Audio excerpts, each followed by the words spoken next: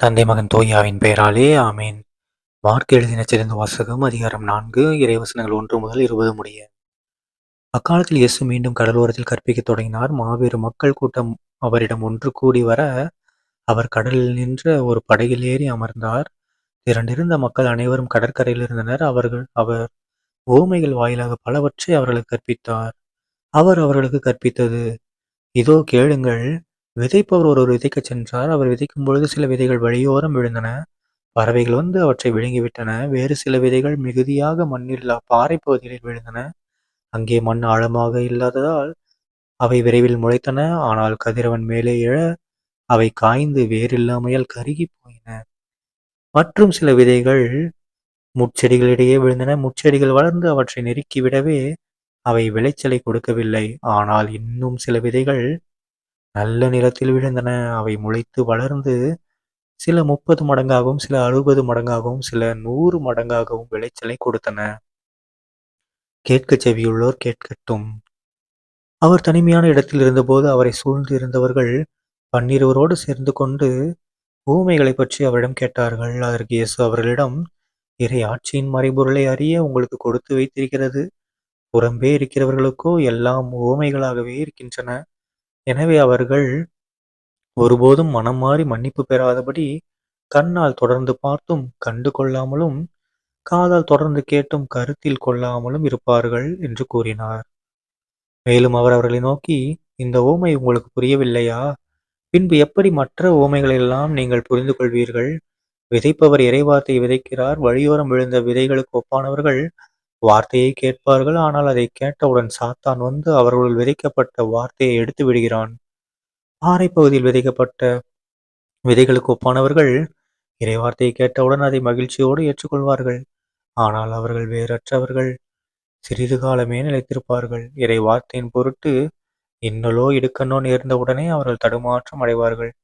முட்செடிகளுக்கு இடையில் விதைக்கப்பட்ட விதைகளுக்கு ஒப்பானவர்கள் இறைவார்த்தையை கேட்டும் உலக கவலையும் செல்வமாயும் ஏனைய தீய ஆசைகளும் உட்புகுந்து அவ்வார்த்தையை நெருக்கி விடுவதால் பயனளிக்க மாட்டார்கள். நல்ல நிலத்தில் விதைக்கப்பட்ட விதைகளுக்கு ஒப்பானவர்கள் இறை வார்த்தையை கேட்டு அதை ஏற்றுக்கொண்டு பயனளிப்பார்கள். இவர்களுள் சிலர் 30 மடங்காகவும் சிலர் 60 மடங்காகவும் சிலர் 100 மடங்காகவும் பயனளிப்பர் என்றார்.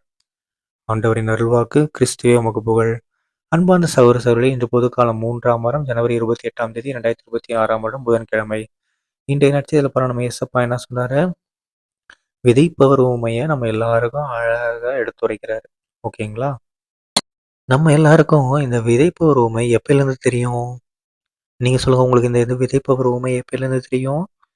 நாம எல்லாரும் குழந்தையா, அதாவது சின்ன வயசுல 1வது 2வது படிக்கிறப்பயிலிருந்தே நாம என்ன பண்றோம்? இந்த விதைப்பவர் உவமையை கேட்டு தான் வளர்ந்துருப்போம். ஓகேங்களா? அப்போ வந்து நமக்கு அவ்வளவா பெருசா தெரிஞ்சுக்காது. ஆனா நம்ம ஒவ்வொரு வருடம் கொஞ்சம் கொஞ்சமா பெரியவனாக ஆக ஆக இந்த விதைப்பவர் உவமையோட அர்த்தங்கள் நமக்கு புரிய ஆரம்பிக்குது. கரெக்ட்டுங்களா? அது இன்னொரு அதிசயம் என்னன்னா, நீங்க 12வது படிக்கும்போது இந்த உவமை வந்து வேற மாரி இருக்கும். காலேஜ் படிக்கும்போது வேற மாரி உங்களுக்கு வரும்.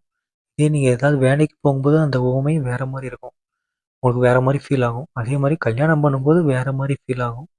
குழந்தைகள் பெற்ற பின்னாடி அதுவும் அந்த உவமையே சேம் உவமை தான் நமக்கு புது புது அர்த்தங்கள நமக்கு கொடுக்க ஆரம்பிக்குது. இத உணர்ந்தவங்களுக்கு தெரிஞ்சிருக்கும். ஓகேங்களா?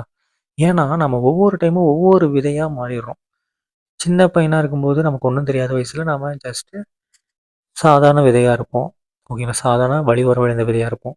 ஆனா போக போக போக சமுதாயத்துக்குள்ள போகும்போதெல்லாம் ஒவ்வொரு அடுத்தடுத்த படிக்கு நம்ம போறோம். ஆனா நாம கிறிஸ்துவுக்குள்ள முழுமையா ஒன்றிணைஞ்சோம்னா என்ன ஆகுமா? ஏசப்பா என்ன சொல்றாரு? நாம 30 மடங்கு, 60 மடங்கு, ஏன் 100 மடங்கா கூட உங்களால பலன் கொடுக்க முடியும் அப்படின்னு சொல்றாரு. சரிங்களா? ஆனா நம்ம அதுக்கு என்ன பண்ணணும்? நிறைய கஷ்டங்கள தாங்கிக்கணும். அந்த கடவுளுடைய இறை வார்த்தைய நம்ம நல்லா தியானிக்கணும். உள்ளார கொண்டு வந்து தியானிக்கணும். அத விட்டு மேலோட்டமா பார்த்தோம்னா, நமக்கு மேலோட்டமா தான் இருக்கும். 30 மடங்கு தான் குடுப்போம். நல்லா உள்ளோட்டமா பார்த்தோம்னா, நாம 100 மடங்காகவே நாம பயன் கொடுக்க முடியும். சரிங்களா?